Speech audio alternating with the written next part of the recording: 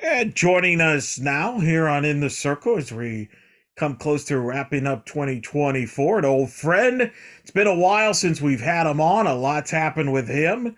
You speak of Justin McLeod, our good friend now, who's now with the Dugout Digest.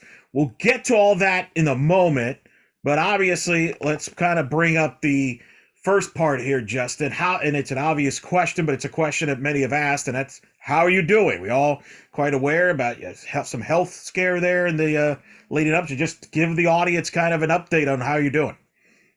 Yeah, I do not wish acute appendicitis on anyone. It was not the most fun right over Thanksgiving, hospitalized for a week. Had, a nice little appendix rupture, caused kidney issues, a nice little blood infection besides, Oh, yeah. But I'm doing much better. Really have started to feel like I'm on the plus side for good of this one. It's taken a minute. It's been a rough ride. But definitely plenty of positives now, getting my strength back. Um, Similar to what you say, I've gotten so many different messages, and I appreciate every one of them. I mean, I walked out of the hospital. I think I had 112 unread text messages. Took me a while to respond to them. That goes back to the whole getting strength thing, but I'm doing much better now. Well, we know you're kind of back to square. You're back to normal because you got to break a bombshell of a story um, last week on the Dugout Digest, which is now where people can go find you. Dugout Digest, obviously on Twitter or X, however you like to call it. Tell me a little bit about the Dugout Digest. Well, it's pretty much if anybody's followed me at Justin's World of Softball or at other previous ventures, it's exactly the same thing you're used to getting from me. It's all the different news, transactions, a lot of really good features. We rolled it out at the beginning of October. Um, and the one thing I think that I like the most about it, what we've been able to do so far, is it enables me to be back to have the time and the ability to write really good stories. It hasn't always been the case, and getting to write those stories is my passion. So it's been a really fun ride outside of the brief interruptions, cough cough, a week in the hospital. Um, but it really has been fun. Like I said, we've been going about 3 months now. We're about to kick it into high gear when January rolls around. But that's what the Dugout Digest is. It's just kind of a place, same as anybody expects from me. All the news, everything that's happening, you're not going to miss anything. And then some really good, hopefully, storytelling and making sure we talk about everybody, the big dogs and the little dogs. And full disclosure, I will contribute to the site. That'll be where you can find my bracketology once we get to Mayhem in 2024. Of course, I'll do my traditional preseason bracketology, and we'll do it throughout the season. That will be the home for it in 2024. So I'm looking forward to that, plus other things I'll contribute to the site. What I was not expecting, Justin, is to be talking about a breaking story right before Christmas, which is what you did. Normally, when we have you on this time of year, we look back at the year that was, and we will do that coming up. However, you broke a big bombshell. And I know it was pretty big because I was calling college basketball, UCF, Florida A&M, on Thursday when my phone started blowing up, and most of them had links to your article that you broke on Dugout Digest about Oklahoma State parting ways with hitting coach Whitney Clower. You talked to Kenny Gajewski, who's quoted in the article.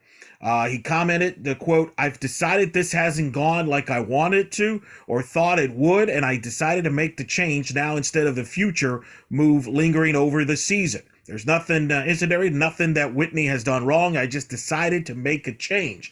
24 hours after your breaking story, Oklahoma State officially announced that Vanessa Shippey, former Cowgirl, will now be the new hitting coach. A lot to digest here, Justin. So let's just first start with the question that people have been asking me since you broke the news on Thursday, and that is, what is going on in Stillwater?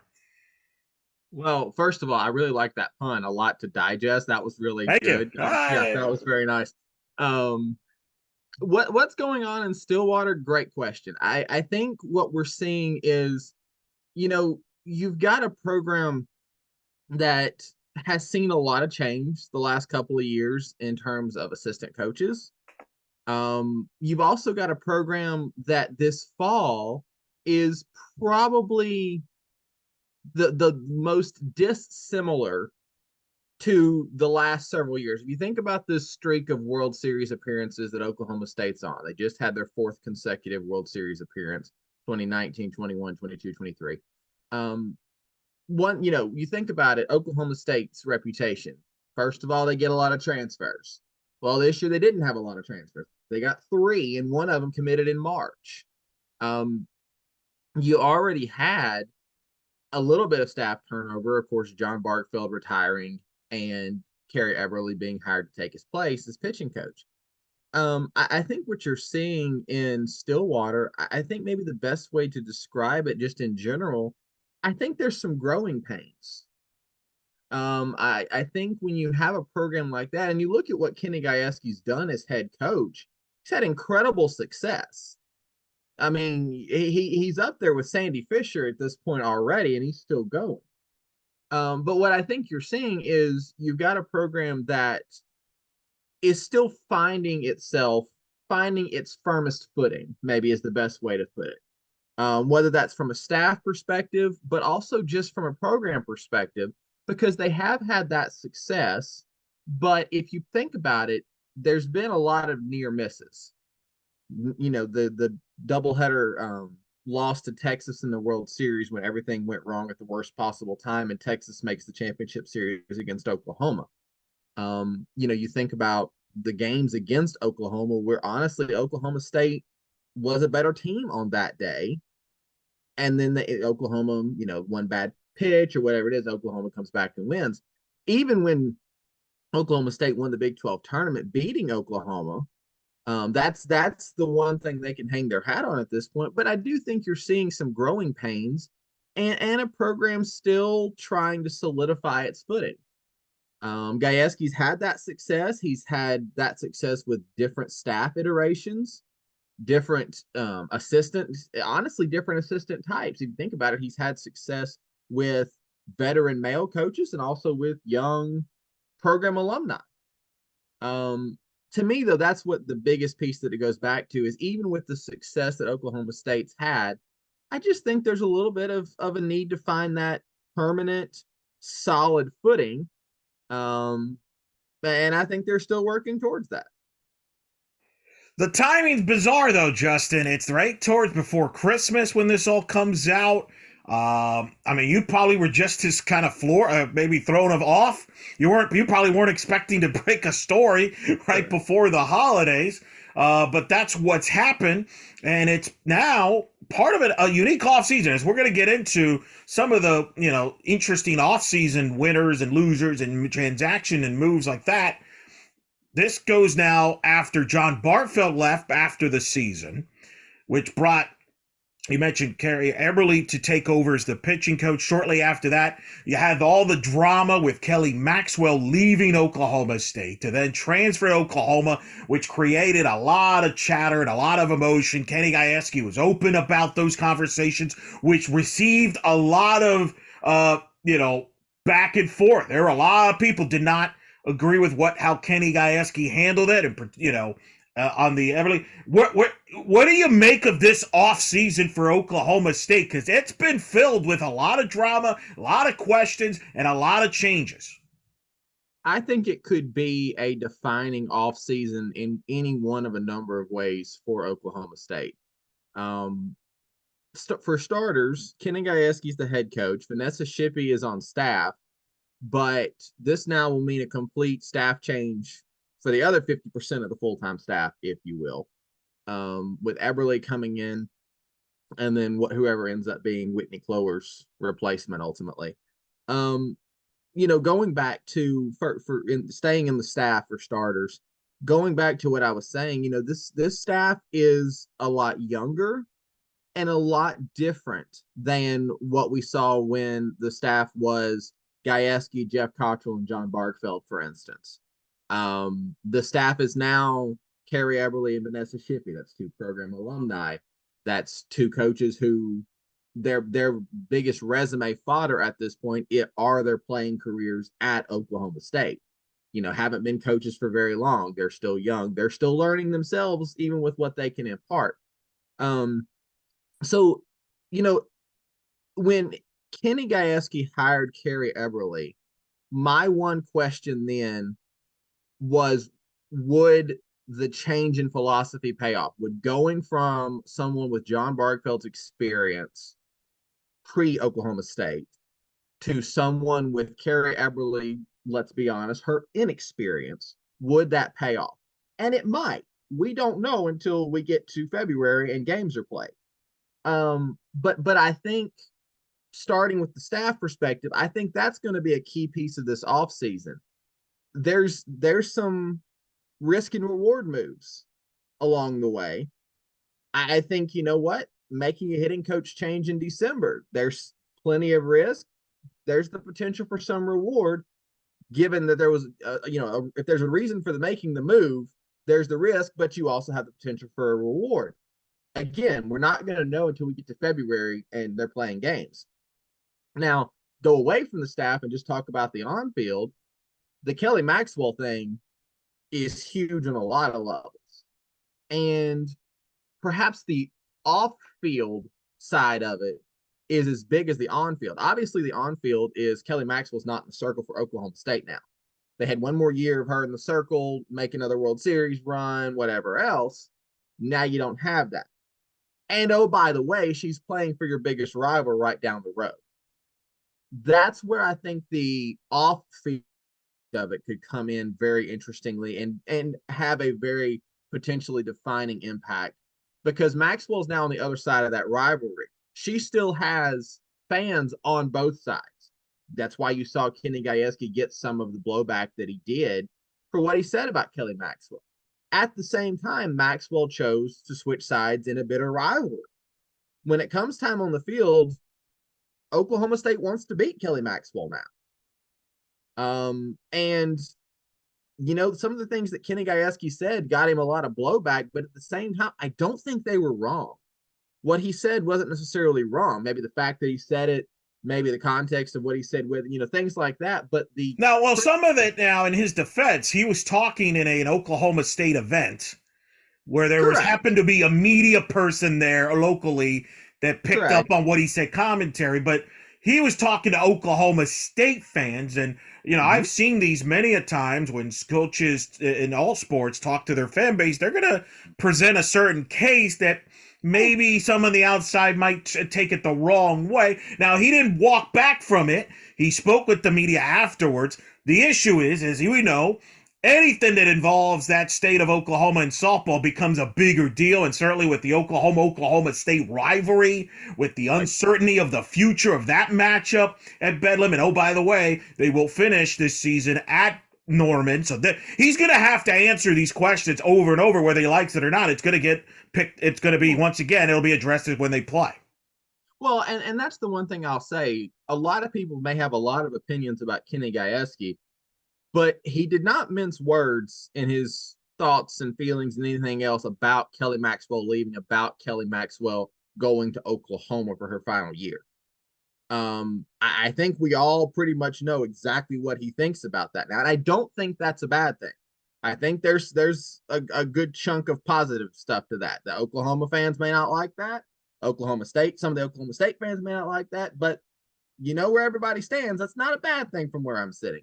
But that's where I think the off-field aspects of the Maxwell thing could have a big role in defining this offseason as well. Not Gajewski's comments on Maxwell, but just all the moving pieces of that move, the timing of it, the reasons behind it, the public and private reasons behind it. The fact that, she did swap sides. She swapped sides and ultimately chose Oklahoma at the 11th hour over some very high-powered suitors that thought they had her in their coffers. So I think this could be a very potentially defining offseason for Oklahoma State on a lot of levels, encompassing the coaching staff moves, the adds and the subtractions, encompassing the on and off field aspects of the Maxwell thing, And honestly, also encompassing the fact, like I mentioned earlier, we're used to Oklahoma State going into an offseason and grabbing a bunch of transfers. Well, that didn't happen this year. And even the transfers they got, you got a two-time conference player of the year, but the transfer class as a whole was not full of superstars either. It's a small class, and you've got a couple of role players as part of it. So, even that aspect of it, I think, plays in. Um, no, I think this could be a very potentially defining offseason for Oklahoma State on a lot of levels. One last thing on it, we'll move on because there is other stuff that happened. This is not in the Stillwater show, it's just, but it is worth pointing out. Last year they struggled offensively. They had that slump at the end of the year. People forget they were controversially a top 8 seed. Some people didn't think they should have been a top 8 seed because of the way they finished the season in the second half of the year, where they struggled to score. They did end up being a top 8 seed. They ended up getting back to the World Series. So maybe we shouldn't be as shocked about this offensive change. Maybe the timing of all of this. That's one thing. The other thing is, and we'll get to this more in 2024 when we do our preview closer to the season, they lost Kelly so late. How do they replace her in a Big 12 where you have to deal with her in Oklahoma, who's going for a four-peat? You got a Texas team that returns a lot back from last year's ball club. You got a Baylor team with healthy, could argue is a top 16 team in the country. And oh, by the way, they added UCF into the league, a team that's been a 40-win program under Coach Ball Malone, as well as BYU Houston, to expand the Big 12. This is going to be a challenge for a lot of questions for Oklahoma State on the field as we head to 2024 as a result of what has transpired this offseason. Yeah, absolutely. I mean, you look at the back half of the 2023 season for Oklahoma State, you had some really bad losses. Kelly Maxwell herself had some major struggles in the second half of the season. The pitching staff struggled, the offense struggled. You're right, their seeding in the postseason was controversial. They went 1-2 in the Women's College World Series, and their win was a shellacking of a Utah team that was there for the first time in 30 years? So you're right. There's plenty of on-field. Maxwell did leave so late. That move happened so late, and Oklahoma State didn't get a pitcher out of the portal. That transfer class does not include a pitcher. So you're left with what you had that you thought was going to follow Maxwell. Well, now they have to make up for Maxwell, the same personnel. And you're right, the Big 12 is a very interesting place. You've got Oklahoma and Texas, we all know. You've got a Baylor team that I'm very high on. We'll talk about that more in February. But you're right, you've got a number of surging and or potentially relevant programs in that middle pack in the Big 12 this year. We're going to see what happens on the field. There's plenty of games. I mean, Oklahoma State has a away game at UCLA in the first week of the season, and they go to Clearwater. We're going to see what Oklahoma State's made of very quickly. But you're right. There's plenty of stuff that when it comes to the on-field that we're going to be paying attention to for the squad. That's correct on that. Of course, I mentioned Kelly Maxwell goes to Oklahoma. That is significant because of what arguably to me was the top transfer move and one of the top stories you could argue of 2023 in softball was Jordy Ball, after leading Oklahoma to a third straight national championship where she was the World Series best player, MVP. You were there, you covered it. Decides to transfer out of Oklahoma to go back home to her home state of Nebraska and join Rhonda Revelle and the Nebraska Cornhuskers. Now, we will talk more about the on-the-field impact upcoming season, comparing the Maxwell move and the Ball when we get to February. But just this is more about just the impact of the move of Jordy Ball, because if Jordy Ball stays at Oklahoma, who knows? Kelly Maxwell may not end up at Oklahoma. It's kind of interesting how things play out. Who never know?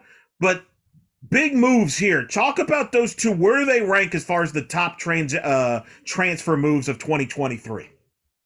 Well, Ball's the top of the list, absolutely. And you're absolutely right. Like, that is a move. The way it happened, when it happened, why it happened, how it happened, the whole thing. That is a move that redefined to an extent the softball transfer portal this year. Um, for starters, I don't care if Jordy Ball went back to Nebraska for NIL money. That's a rumor. I don't care.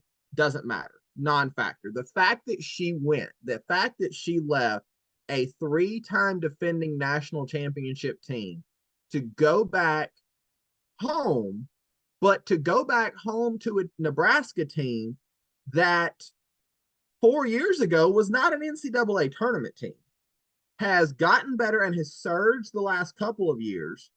But she goes back home to a Nebraska team that's not even made a super regional.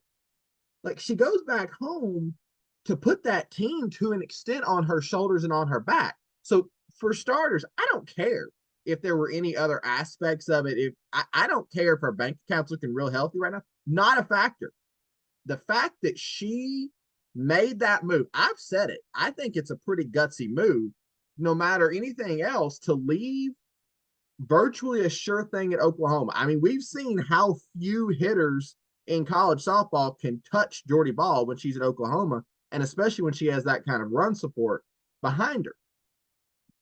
I think it's a pretty gutsy move to leave a team like that to go back to Nebraska and put a team on your back, put a team on your shoulders, to not pitch in front of an offense that's going to guarantee you 5 or 6 runs a game when they're having a bad day. I think that takes guts. So for starters, I think the Ball move absolutely redefines the portal to an extent and how it's been used in softball and things like that. She took advantage of the portal for the right reason. You hear people talk about how terrible the portal is and this and this and NIL and, oh, well, transferring multiple times and whatever else people complain about. The portal was Jordy Ball's way of being able to go back home, still play a high level of college softball. And I mean, it's exactly what the portal's intended for. Now, I don't know that we've had a move in the transfer portal as big as that since the portal's existed. It transcended softball. It transcended softball. Other outlets were talking about the move. To me, it's the number 2 story, softball story of 2023. I'll mention what number 1 was here in a little bit. But to me, it's the number 2 story. You just don't. I mean, she is one of the faces of the sport. Mm-hmm. And certainly the excitement it's brought to the state of Nebraska has been incredible. We had Rhonda Revelle on this show. Nate Rohr, the longtime voice of Nebraska. The ticket sales have blown through the roof at Nebraska. It's a hot ticket. I don't buy that she went there just because of NIL. Listen, Oklahoma has good NIL for their athletes in all sports. Trust me, that is not an issue in Oklahoma. So, and for their athletes and all the other sports. So I think it's a genuine thing. Hey, I just want to go home. And there's family involved. I have no issues with it. I think both sides will be fine in the long run. I mean, Oklahoma will still be the favorites as they get into 2024 on that season. But Jordy Ball. So you have Jordy. Do you have Jordy as the number 1 transfer move of 2020? If let's do. Give me your top 5. Give me your top 5 transfer moves of 2023. Okay, I'm going to say Jordy Ball. Yeah, I mean, yeah, she's number 1. And for me, we'll talk about your top story later. For me, she was the top one. So I've got her number 1. She's your number 1. Okay. On the list. Pretty much on the list. Fair. Ball 1, I'm going to say Elena Vaughter going from Stanford to South Carolina 2. I agree with you. Taryn Kern, Indiana to Stanford 3. Maxwell 4. 5 for me is a toughie. There's 2, but I'm going to go Bree Ellis going from Auburn to Arkansas at 5. Okay. And then Autumn Owen going from Marshall to Chapel Hill was the other one I was kind of weighing. But I'm gonna go Ellis 5.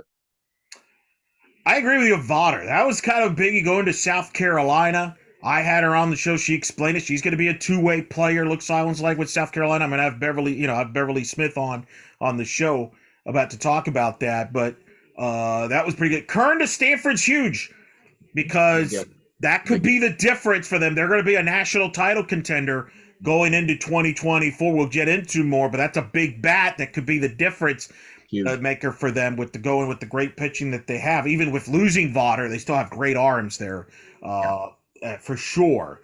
So I don't really have a big disagreement there as far as the top 5 transfer moves. The only one I will say, and I don't know, maybe this is a little higher than it should be ranked, but it's maybe more of a sleeper pick, which is a Jocelyn Erickson to Florida, who I got to see up close in fall ball. Coach Tim Walton, we had on the show, thinks she's going to have a monster year. They are excited about her bat and what she brings to the team. I think she could have a breakout year there at Florida and have a sleeper pick. I don't know if I would rank it fifth, to your point, but it's up there as a sleeper pick to watch with that Gator offense that's going to have to score a lot with that young pitching led by the number 1 recruit, Keegan Rothrock. We'll get to more of that when we get to our season preview. But I like Jocelyn Erickson there as a mention there. And then Beaver going to Alabama would be another one I would maybe consider there at 5. What's your sleeper pick? Give me a sleeper under the radar move. Only one? Or give me whatever you want. I've cheated here, so it's only fair you get to cheat. I enjoy multiple answers to this one simple question. Okay, I'll give you a couple. Laura Mealer going from Middle Tennessee State to Tennessee. She was a huge piece of that Blue Raider offense that won the Conference USA tournament and made the regional final in Tuscaloosa. Huge piece of that offense. Heavy hitter, really solid presence in the lineup, good defense. Now she's staying in state. She's at Tennessee. Tennessee's infield was pretty solid last year, but then Mackenzie Donahue announced his medical retirement at the end of the fall.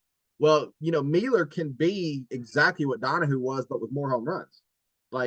So I really like that move under the radar. I like Lily Backus going from North Carolina to Georgia. She's a Georgia girl, kind of going home. If you look at her statistics from freshman year to sophomore year, improved so much across the board. And she steps into a Georgia staff that's got Madison Kirkpatrick's got Shelby Walters. Those are a couple of final years. Well, Backus has got time left. She's got a couple of years. Really like that addition.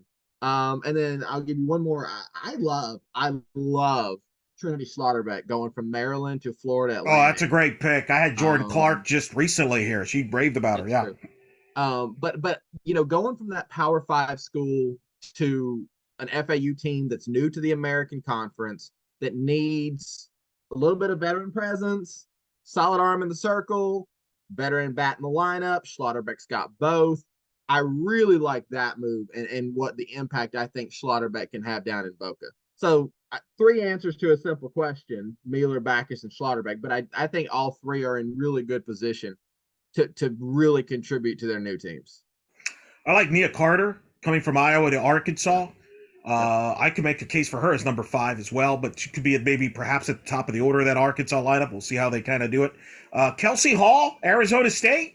Yeah, coming from Boise. That kid, that's a heck of a pickup for Coach Bartlett and Coach Kalidas there. As an under-the-radar move. Sona Halijan, the young transfer from Cal to UCF, 2-way player. Saw her in the fall, has incredible power with her bat. Experienced pitcher, 18-game winner 2 years ago for Cal in the Pac-12. That's important because UCF's going into the Big 12. I think that's huge to have an experienced arm that's pitched in that level of a top conference like Sona has. And also some news that came down now with the NCAA where the players that have transferred multiple times are now eligible this spring. That impacts UCF because Stormy Kolzonik, Justin, who transferred from Louisiana prior to Washington, is now eligible. So you add that back for Coach Ball Malone and Becca Mueller, their new hitting coach. So that's a couple of moves to watch there from another under the radar that could make some differences there and make some noise elsewhere from a transfer move. So it's unbelievable in the movement there that continues and will continue into the future. See, I don't know if this will slow down anytime soon. Do you think this will eventually slow down? Because it's still, every year we keep saying, well, it won't be as crazy as it was this past year. But yeah, there's always something that there's the movement still there. Well, it's going to have to slow down when the rules step in of, for instance, a player being guaranteed their scholarship amount, and those rule changes that have been passed but have not yet been put in, have not yet taken over, have not yet taken They're not in place yet. They're in place in the future. There's a date that they come active. They're not there yet. When that happens, yeah, it's going to slow down because honestly, let's just be honest here. There's going to be a lot of coaches who don't say anymore, oh, well, you hit 300 in the regional. Let me add you to my lineup on a 75% scholarship. They're not going to be able to do that because then that player who had a great freshman year is on a 75% scholarship for 3 years. And if 300 in a regional was the best she's ever going to do in her life, you're in trouble. So when you start thinking about things in those kinds of context, yeah, it's going to slow down. I think we've seen it slow down a little bit in the sense of I think we've seen more players be mindful that the grass is not always greener, that going into the portal doesn't always mean you're going to go somewhere and play better or have more playing time, that you're going to go somewhere and win more games, anything like that. I think we've seen more players who are mindful of that. If you look, a lot of the big names, not a majority, but quite a few of the big names that went into the portal in 2023 were either graduate transfers or players who went in like a Jordy Ball who had a specific reason for going in, go back home. So I think that's, I think we've seen those shifts already. In fact, I know we've seen those shifts already where you don't just have, oh, well, hey, I'm a great player at the mid-major. Let me go in the portal and somebody's going to come get me. That's still there, but it's not nearly as prevalent as it was last year, 2, even 3 years ago. So I think we've already seen shifts, and I think we'll continue to see more shifts when it comes to the portal. Well, they should probably have a transfer portal for college schools as well, because to me, I mentioned earlier, Jordy Ball to me was the number 2 story of softball in 2023. My number 1 story, Justin, is realignment, and it is still going. But the number 1 realignment move announcement, and I think it still hasn't set in, but it's going to be a story in 2024, and that is the realignment that includes the implosion of the Pac-12, a conference that has identified the sport of softball. As Justin takes a moment. A moment of silence. A moment of silence, yes, for the Pac-12. But this is the most, this was the conference that defined the sport for decades, with the history and the powerhouse. And now, as we know, going into 2024, it will be the last year of the Pac-12. Even news came out, more developing stories still, even as of last week. That's why I'm bringing it up now, because Oregon State and Washington State has settled with the Pac-12. Oregon State, we're just going to focus on them because Washington State has no softball, so screw them. But Oregon State, what's interesting about them is they will be in football with the Mountain West with scheduling. All their sports will be in the West Coast Conference except baseball. So softball, Laura Berg's Oregon State program, after this year, for the next 2 seasons, are going to be in the West Coast Conference, which is kind of wild to say. West Coast Conference, of course, just lost BYU, who's going to be in the Big 12 this year. So kind of a win for the West Coast Conference, at least for 2 seasons. You look at the Pac-12 schools. Washington and Oregon are going to the Big 10. Stanford and Cal are going to the ACC. Yes, I said the ACC. The same ACC, by the way, that currently Florida State is apparently going to sue to try to get out of the league. I'm not making this up. They're not suing for softball. They're suing for a million reasons, but whatever. So Oregon, Washington, Big 10. Cal, Stanford's going to the ACC. Arizona State, and Utah is going to the Big 12. All of this after this year. Have I missed anybody in the Pac-12 that's relevant, that plays softball? I really don't. I know I didn't mention like Colorado, but they don't have softball, so who cares? No, we don't care about Colorado, and UCLA we already knew was going to the Big 10. Big 10, my bad. Yeah, that's right. That was like 100 years ago. Till they moved to the Big 10. Correct. Yeah. That's the stable one. UCLA going to the Big 10 is the stable one because we've known it for so long. Everything else has happened this year. It's like, think about that though. The Pac-12, just in general, splitting their membership splitting into 4 separate new conferences. They're sending teams to 4 different conferences. It's almost like Noah's Ark. Just come along 2 by 2. You go over here and you go over there. It's like 4 conferences are the remnants. It just, yeah. What a time to be alive. Well, let's get into some of them individually. Let's start the most recent one, Oregon State. What is Yep. your reaction to that impact of them in the West Coast Conference the next 2 years? From a softball standpoint, my thought is probably going to be Oregon State, Loyola Marymount competing there for the conference title. There with Coach Flowers, Coach Berg, former teammates of the U.S. national team.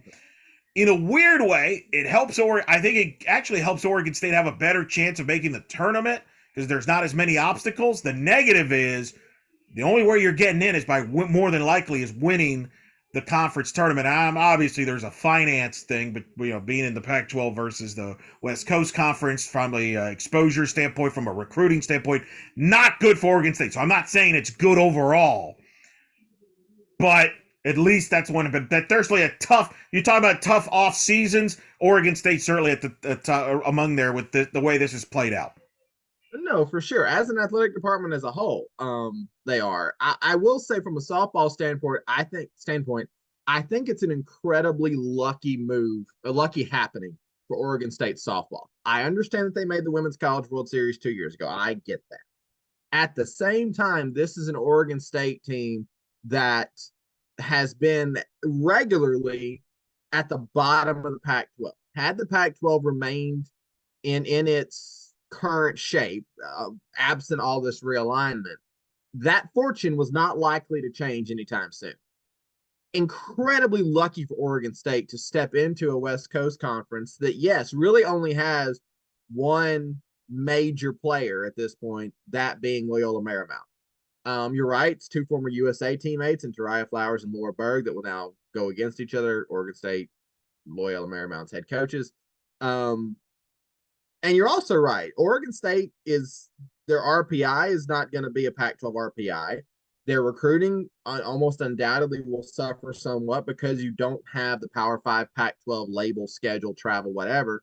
But incredibly lucky to find that place to step into a conference that is winnable versus think about if Oregon State had stepped into the Mountain West, you'd have three or four schools in that conference that Oregon State would be lucky to finish ahead of. Like, it would be a very competitive top half. You go into the West Coast Conference, similar to what it's been with BYU and Loyola Marymount the last several years before BYU's move. Oregon State versus Loyola Marymount to decide the conference certainly seems like the most likely outcome in the 2 seasons that Oregon State's a member of the WCC, an affiliate member of the WCC. So from a softball standpoint, incredibly lucky for Oregon State softball to find that place, to find that home for those 2 years post Pac-12. And gosh, who knows what's going to happen after that. So you like them better in the West Coast Conference than the Mountain West? Because I thought all along they would end up in the Mountain West. Did not work out for various reasons, not just the softball thing, but all the other sports. You actually like them better the next couple of years in the West Coast Conference versus the Mountain West? Oh, tremendously better. Their fortunes are, to me, so different in the West Coast Conference than they would be in the Mountain West. I mean, you got to think this is an Oregon State team.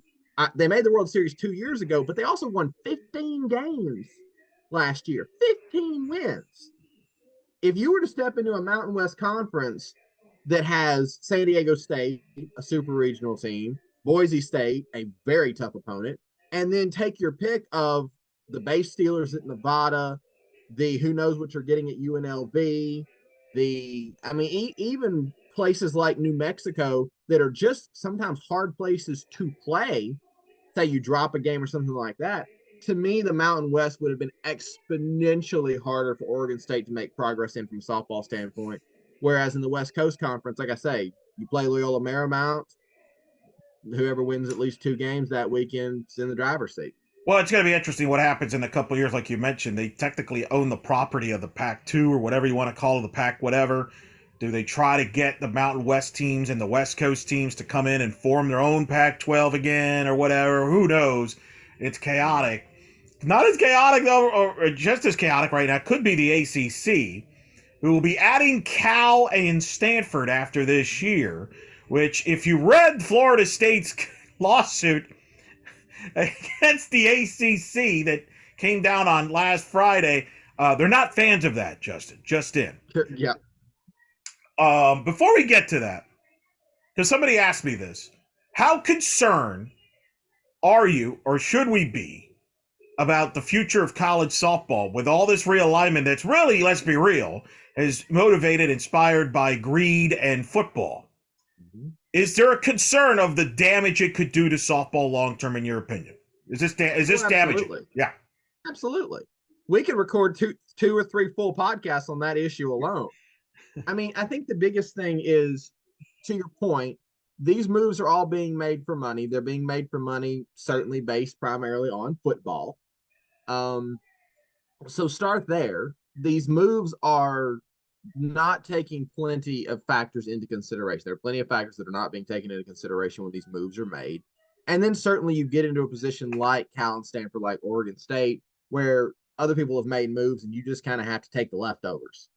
Um, so, it's certainly concerning from a softball standpoint. If you think about it, if you remember back when Cal, Stanford, and SMU were announced officially as the newest members of the ACC, and whenever that's going to happen, um, one rumor that went around was that the ACC was considering basically the city of Dallas serving as almost a central hub for ACC teams and Cal and Stanford to basically meet in the middle, if you will, and play. So that way, Cal and Stanford are not on however many long hour flights.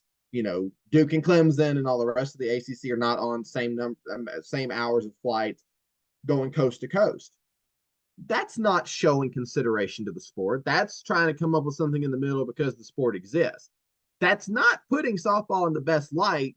If you're coming up, it's a compromise, don't get me wrong, but it's not a good compromise. It's a thrown together, because the kicker is the only ACC member school that would be in Dallas is SMU, who doesn't sponsor softball. So Right. it's like, what are you going to do? Find a complex? Well, Are you going to play? from in talking to people, I don't think that will come to play for softball. I think that's going to be more of a factor for the other Olympic sports, like soccer could be, or But if you think things like about it, that. Yeah. though, that just simply that idea going around that early on in the process is not favorable. Then What? consider, Yeah. well, just real quickly, just then consider the fact that from a women's sports standpoint, I think everybody would agree basketball, volleyball, and softball are the three main women's sports. I understand some schools are great at rowing or lacrosse or whatever, but across the board, those are your three primary women's sports. Well, what do basketball and volleyball have in common that softball does not have? They can share a venue. You have two indoor sports that play on a court.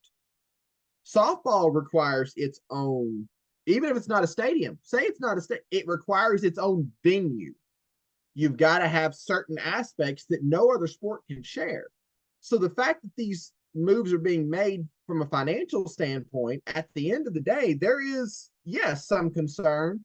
And to me, part of that concern is the fact that softball could eventually become the expendable crewman for some schools, even some schools, and some schools is too many. If you look at the progress of volleyball and basketball, it's where softball was 2 or 3 years ago. So yes, to answer your question, yes, there's absolutely that concern.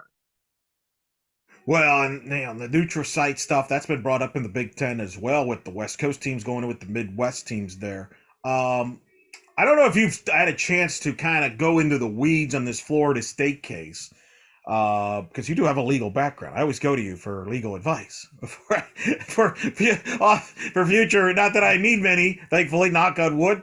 Well, for the record, I'm no Perry Mason here. I worked in the law office for a number of years, but I'm no Perry Mason, just for the record. But you've been following this Florida State thing, which has been really the whole year. I mean, this even was before the year. The FSU's displeasure. They want to get out of the ACC. They feel they're not getting enough money. There's that lengthy grant of rights that they have until the 2030s, although now it's discovered on Friday that technically ESPN could kind of opt in, or has a choice to opt out or opt into it in a few years from that. It's a big mess. What is clear to me, Justin, you can tell me if I'm flat out wrong. Florida State eventually is going to leave the ACC. It just does not. This seems like a divorce. Now, we don't know when that is. It could be a couple years. It could be 5 years, whatever. It depends on who wants to write a big blank check. Or, and some people have this said that part of the reason they're doing this, and the ACC is countered, is that FSU wants to get the ACC into the table to perhaps negotiate something, a settlement. I'm going to defer to you on this. What do you feel? How do you feel about this whole situation with Florida State and the ACC? Because this is significant, obviously, in college athletics. I mean, this could open up another can of worms of movement that could just expand, just even bigger. But obviously, we'll just keep it on the field from a softball standpoint. I mean, Florida State has been the powerhouse of the ACC, and it's a conference that has grown in softball with facility upgrades and exposure. It's a top 5 league that could be blown up here in a few years. What do you read into this? Well, first of all, I like your analogy about it feeling like a divorce. And I'll say, who gets hurt the most in a divorce? It's the kids. Do you know who the happiest is in a divorce? It's the same person or people that are the happiest in this Florida State situation, and that's the lawyers.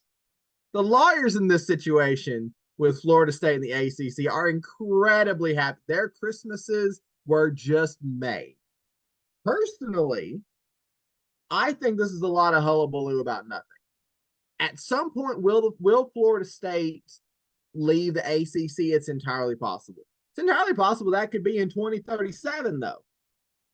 You mentioned it could be in a year, it could be in 5 years. It could also be in 14 years when that ultimate grant of rights expires or whatever. I think, first of all, that this is Florida State, and I'm going to say it, and Seminole fans, I'm on Twitter. You can find me there. I don't promise a response. But careful, they've been going after Kurt Herbstreit, man. They don't. Well, you know what? I like Kurt Herbstreit. He's got better hair than I do, but I'm pretty sure I'm taller. So, I think this, first of all, is Florida State still reeling from not making the college football playoff. I feel like that's pretty obvious. I don't think that's a revelation. It may not be something Florida State fans want to admit or want to hear, but that feels like a pretty obvious. I think they'll acknowledge that's also a continuation. I don't think it's the only reason, but I think it is a part of the reason. Well, but the thing there is, it's an emotional reaction by Florida State. It's an emotional reaction. Leaving the ACC doesn't really do Florida State a heck of a lot of good in the long run.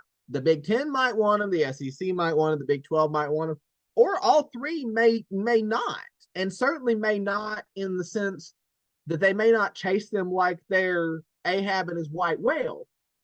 I certainly think this is an emotional reaction on Florida State's part. And honestly, I go back to it. I think the lawyers in this case are really going to be the only ones who wind up happy, because billable hours are a wonderful thing. And all this is going to be, to me, is a lot of litigation for a while. A lot of litigation. You're going to have public statements and you're going to have leaks, and this little piece of information is going to get out that makes so-and-so look bad. And, oh, this is going to happen. And then it doesn't. You're going to go through all of that. And at the end of the day, to what end? Is Florida State going to leave and, go knocking on Greg Sankey's door? Hey, we're available now, Mr. SEC. No. Florida State may well leave the ACC. It's not going to happen anytime soon. Unless the ACC just decides to keel over, it's not going to happen anytime soon. And there is the possibility, strange as it may seem, that Florida State may cool their jets and realize that missing the college football playoff is not the end of the world, did not deprive them of everything their senators and governor and whoever else thinks it did. And maybe it's just a blip on the radar in the grand scheme of even college athletics. I think that's a little too optimistic there. I don't think people are letting that go anytime soon. What might keep them? The lawyers are not going to let it go anytime soon. I'll tell you that. What might keep them there is that, how much money they have to pay to get out. But that's a whole other story.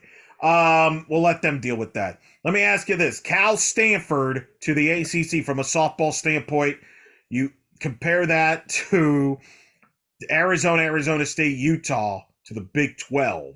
And then you have Oregon, Washington, the Big 10. How do you classify those three movements? How would you rank those three?